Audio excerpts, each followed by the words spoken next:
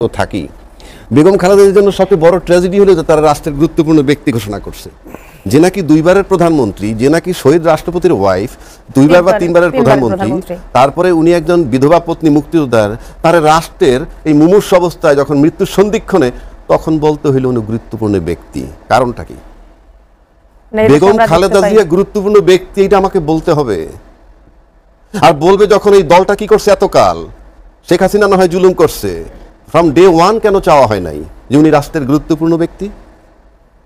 যেই পরিমাণ নান্য তারেক জিয়া খালেদা জিয়া শেখ হাসিনা দিছে তাকে, খালেদা জিয়ার গুণগান সবাই গাইবে, আমিও গাবো, সেটা ভিন্ন কথা। যেই পরিমাণ নির্যাতন শেখ হাসিনা করছে, আমি বিগত 15 মাসে আমি এই টিভিতে বিএনপির বহু লোক আসছে, তাদেরকে আমি শুনি নাই যে ডেইলি বলবে তারেক জি খালেদা জিয়ার উপরে কি নির্যাতন করা হয়েছিল, তারেক জিয়ার উপরে কি নির্যাতন করা হয়েছিল। এটা থাকতো রেগুলার সিরিজ, হয় নাই, আমি দেখি নাই। বরং এইরকম বড় দল ইনডাইরেক্ট বলছে ইনক্লুসিভ নির্বাচন হওয়া দরকার, এরকম বড় দলও বলছেন, বহু জায়গায় ডকুমেন্টারি আছে, কারণে বললাম। তারপরে আসেন খালেদা জিয়ার উপস্থিতি আর অনুপস্থিতি, দুইটার ভিতরে বিশাল পার্থক্য। এটা আবহাওয়া রাজ্যা কিনা যে এর অ্যাবসেন্সি হবে। আর আমাকে রাষ্ট্র গুরুত্বপূর্ণ কোনো কাজের জন্য গুরুত্বপূর্ণ ব্যক্তি হিসাবে ঘোষণা করতে পারে, খালেদা জিয়ার জন্য এটা যায় না। উনি গুরুত্বপূর্ণ ব্যক্তি, বরং তাকে অপমান কর, বরং বিএনপি সহ সবার স্যালুট দেওয়া উচিত এই সরকারকে, যে নাকি খালেদা জিয়াকে সম্মান কাকে বলে, কত প্রকার ও কি কি দিয়ে দেখাইছে। এই সরকার আসার পর যখন লন্ডনের চিকিৎসার জন্য যায়, আমার কাছে মনে হচ্ছে একজন প্রধানমন্ত্রী দেশ ত্যাগ করছে। আবার সশস্ত্র বাহিনী দিবসগুলো আমরা দেখছি কি পরিমাণ সম্মান তাকে দিছে। সেই সব দিক থেকে যদি আপনি বিবেচনায় নেন, তাহলে আপনি বলেন এই নেত্রীকে যারা ভালোবাসে ক্লেম করে, সে ছিল জিয়াউর রহমান সন জেট ফোর্সের মানুষ, জেট ফোর্স নিয়ে ব্যস্ত, তখন কিন্তু বেগম খালেদা জিয়া এই তারেক জিয়া এবং এই সন্তান নিয়ে মুক্তিযুদ্ধের ভিকটিম হইয়া মানবেতর জীবনযাপন করছে তাদের স্ট্যাটাসের তুলনায়।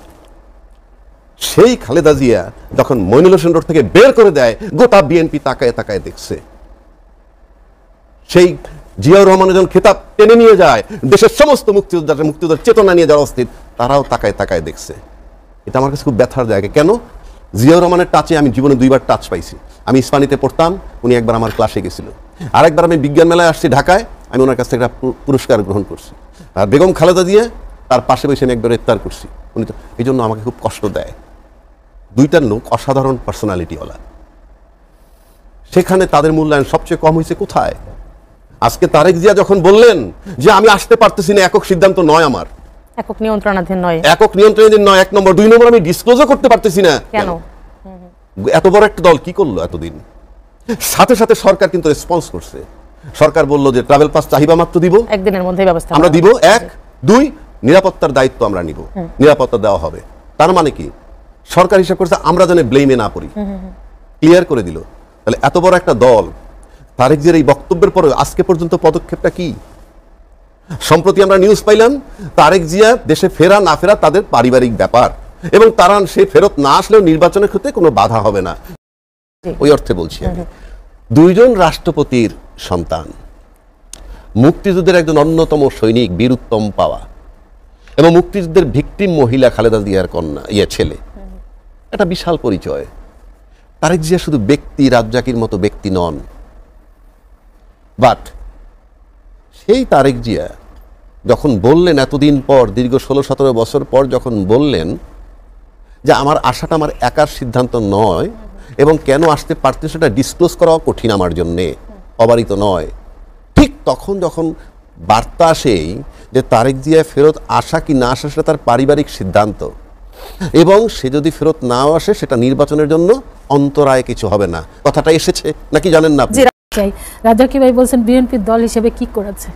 বিএনপি দল হিসাবে সেটাই করেছে যেটা এই জাতি কোনোদিন দেখে নাই। 17 বছর দলটার উপরে অত্যাচার হয়েছে, নির্যাতন হয়েছে, নিপীড়ন হয়েছে। নেতাকর্মীরা হাজার হাজার না লক্ষ লক্ষ নেতাকর্মী, কোটি কোটি নেতাকর্মী ঘরে থাকতে পারে নাই, বছরের পর বছর কিন্তু বাড়িতে থাকতে পারে নাই। বাড়ি ছাড়া রয়েছে, ঘর ছাড়া হয়েছে, ব্যবসা ছাড়া হয়েছে, চাকরি ছাড়া হয়েছে। তারপর খালেদা জিয়াকে ছেড়ে গিয়েছেন, কেউ তো যায় নাই। এর চাই তার কি?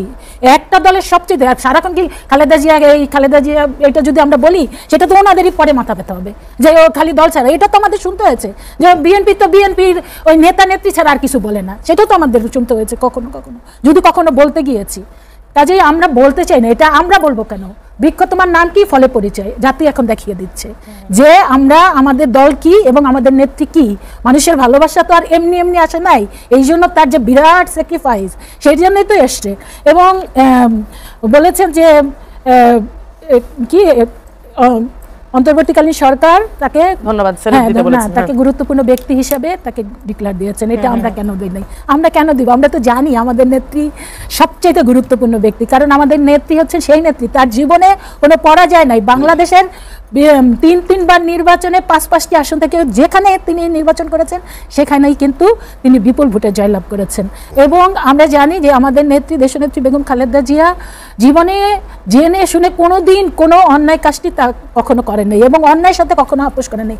এখানে আমি দুইটা বিষয় একটু উল্লেখ করবই।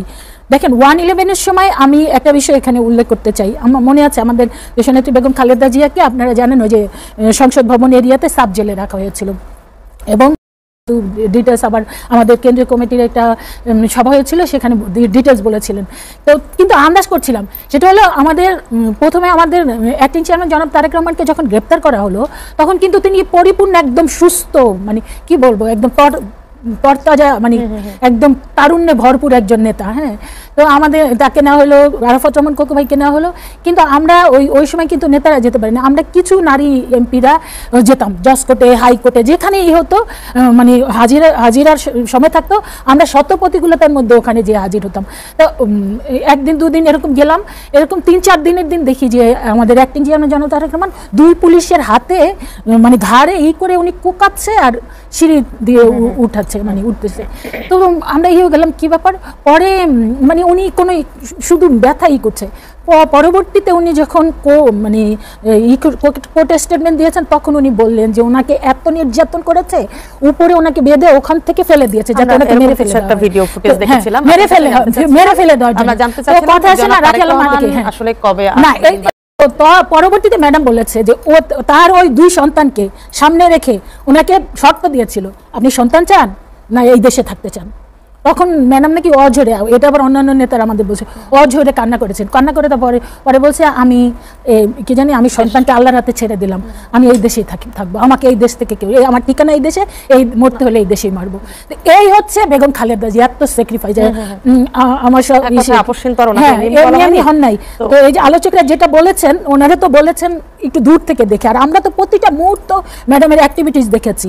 তো এই জায়গাটায় তারপরে কিন্তু আপনি জানেন এই দীর্ঘ হবে, এটাই জাতি প্রত্যাশা করে, আমরা প্রত্যাশা করি। এবং আমাদের অ্যাক্টিং চেয়ারম্যান জনাব তারেক রহমান যেহেতু এই নির্বাচনে তিনি অলরেডি ক্যান্ডিডেট হিসেবে তার নাম ডিক্লেয়ার করা হয়েছে, এবং আমরা বিশ্বাস করি তফসিল ঘোষণার আগে অথবা তফসিল ঘোষণার সাথে সাথে আমাদের তফসিল ডিসেম্বরের প্রথম সপ্তাহে ঘোষণা হবার কথা ছিল, কিন্তু দ্বিতীয় সপ্তাহে ঘোষণা হবে।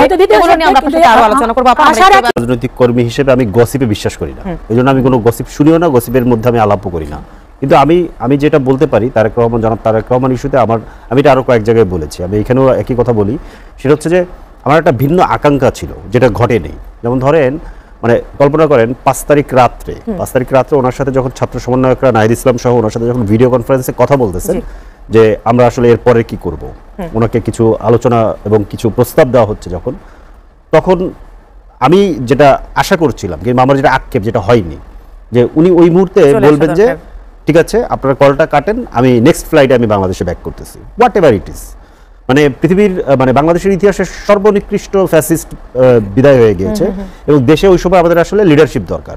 বিএনপি একটা অন্যতম পুরনো এবং বড় রাজনৈতিক দল, তাদের বহু নেতাকর্মী জুলুম নির্যাতনের শিকার হয়েছে।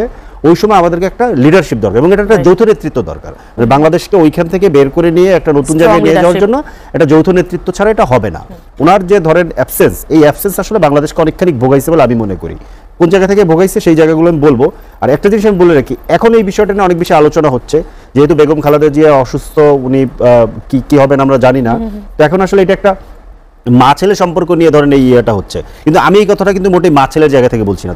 জনাব তারেক রহমান বিএনপির সেকেন্ড লিডার, এবং হচ্ছে বিএনপি বাংলাদেশের অন্যতম বড় রাজনৈতিক দল। তারা গত 17 বছর আন্দোলনের মধ্যে ছিল এবং তারা জুলুম নির্যাতনের শিকার হয়েছেন। তো ওনার এখানে ভূমিকা খুব গুরুত্বপূর্ণ ভূমিকা ছিল, এবং উনি একজন ন্যাশনাল লিডার, এই মুহূর্তে উনি একজন ন্যাশনাল লিডার। তো ওনাকে আসলে ভূমিকা নিতে হইতো। এই যে আমাদেরকে যে যৌথ যে নেতৃত্বটা, যৌথ যে প্রয়াস, এটা তো আসলে কোনো একক ব্যক্তি কিংবা একটা দলের ব্যাপার না।